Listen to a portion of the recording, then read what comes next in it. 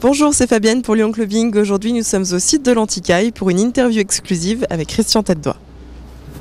Bonjour, oui bien sûr. Eh bien écoutez, Christian Tête-Doigt, restaurateur à Lyon sur la colline de l'Anticaille.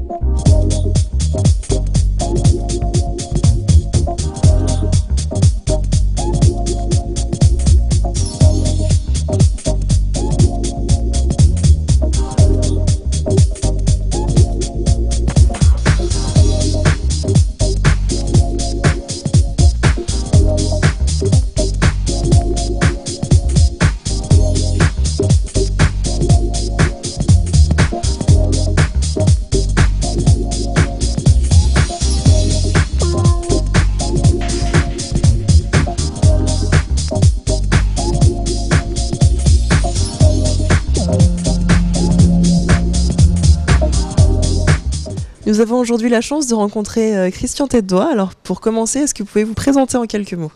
Bonjour, oui bien sûr. Eh bien écoutez, Christian Tête-Doigt, restaurateur à Lyon sur la colline de l'Anticaille, colline de Fourvière, avec une vue panoramique sur la ville. Donc moi mon parcours il est assez long puisque ça fait quand même 33 ans que je fais de la cuisine.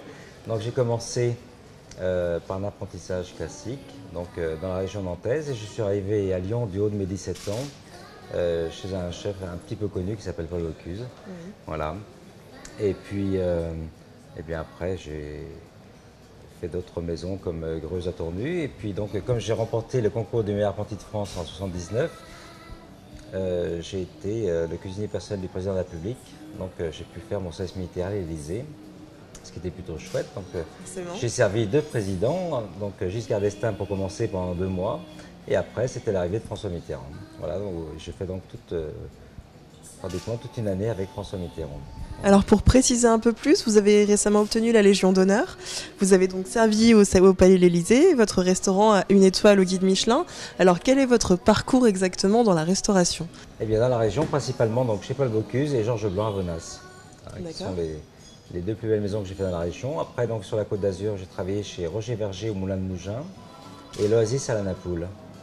Voilà, qui est 2 établissements, 3 étoiles Michelin aussi. Alors, comment ça s'est passé? Vous avez toujours su que vous seriez un grand chef? Vous en aviez vraiment envie? Étant jamais sûr d'être un grand chef, quoi qu'il en soit, j'ai toujours su que je voulais faire cuisinier, ça c'était une chose. Oui. Aussi loin que je me souvienne, j'ai toujours voulu faire cela. Donc j'ai commencé effectivement très tôt, même on va dire, dans l'entreprise familiale, qui n'était pas une entreprise de restauration, mais de maraîchage. Oui. Mais c'était d'abord, je suis issu d'une famille nombreuse, donc nous étions en permanence entre la famille plus les collaborateurs de mes parents, une 20aine à table. Donc c'était déjà un petit restaurant quelque part. Alors parlez-nous un petit peu de vos restaurants. Pourquoi sont-ils aussi différents, dirais-je, les uns les autres? Parce que dans la vie, il faut quand même aussi prendre du plaisir et s'amuser. Et je crois que de faire toujours la même cuisine, ça pourrait avoir des effets pas toujours motivants. Donc ça m'intéresse vraiment d'aller sur d'autres terrains et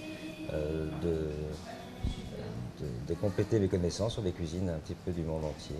Donc ici, nous sommes dans un restaurant gastronomique. Oui. Les autres, est-ce que vous pouvez les définir pour nous, pour ceux qui ne connaissent pas?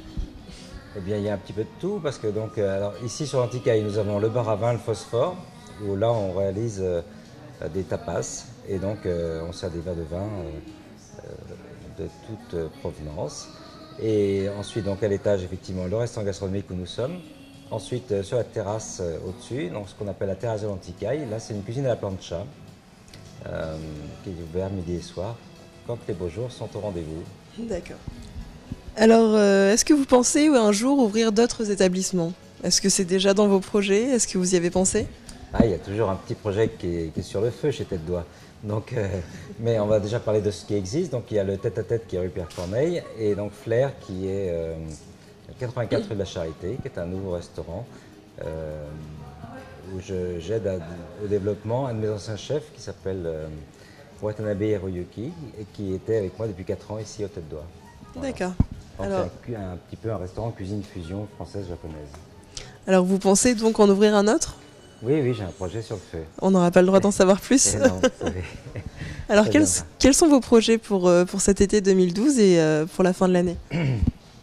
Toujours beaucoup de voyages puisque donc, j'ai eu la chance d'être nommé président des maîtres cuisiniers de France, même si c'est une lourde charge, c'est quand même une chance aussi parce que ça me permet de m'ouvrir l'esprit à d'autres choses et à voir d'autres pays.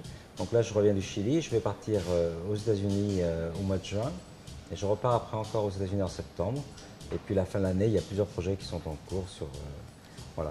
Mais, et ça reste secret. Il y aura seulement l'Asie. Voilà. Est-ce que vous pouvez nous parler un petit peu de votre cuisine et de ce que vous faites ici à l'Anticaille? Oui, alors la cuisine au Tête d'Oie a considérablement évolué. C'est vrai que moi je suis d'une formation plutôt classique et donc au fur et à mesure des années, vous avez par laissé les voyages, votre... et voilà, je me suis un petit peu émancipé de cette formation classique. Donc je vais vers des terrains maintenant qui sont carrément novateurs. Et alors même si j'aime bien que dans une carte il y a un petit peu de tout, il y en a toujours un petit peu de tradition quand même parce qu'il y a quand même des gens, c'est pour ça qu'on a un menu tradition, parce qu'il y a des gens qui aiment bien les plats un peu plus classiques, mais on a aussi des choses très très pointues. Donc alors, il y a un plat qui a pourtant 25 ans mais qui a pas pris une rite, c'est le homard et tête de veau braisé au jus de carotte. Oui. Alors évidemment il a été considérablement revisité au fur et à mesure des années, mais en tout cas la base est la même et c'est un plat qui fait toujours beaucoup parler de lui, donc c'est plutôt agréable quand on réussit à créer un plat. Paul Bocuse dit, pour être un grand chef, il faut au moins créer un bon plat dans sa vie. Et je pense qu'il a raison. Quand on réussit à en créer un qui arrive à passer les décennies comme ça, et que les gens, quand ils arrivent au restaurant, on dit « Oh, on m'a dit qu'il fallait manger ça ». Là déjà, on a moins réussi quelque chose. Alors justement, vous avez fait le choix de rester un petit peu plus à l'Anticaille, pourquoi? Oui, effectivement, moi, même si j'ai d'autres établissements, je suis uniquement à l'Anticaille. Les établissements que j'ai ouverts par ailleurs sont plutôt un aide au développement à des anciens collaborateurs. Oui. Donc je m'y implique plus sur la gestion, etc. Mais ils sont quand même porteurs de leurs projets eux-mêmes. Donc moi, mon rôle, je suis ici, donc que les gens soient rassurés. Ils me croiseront lors de leur passage ici. Je suis toujours ici, sauf si je suis à l'étranger, mais je suis quand même souvent ici. D'accord, merci beaucoup.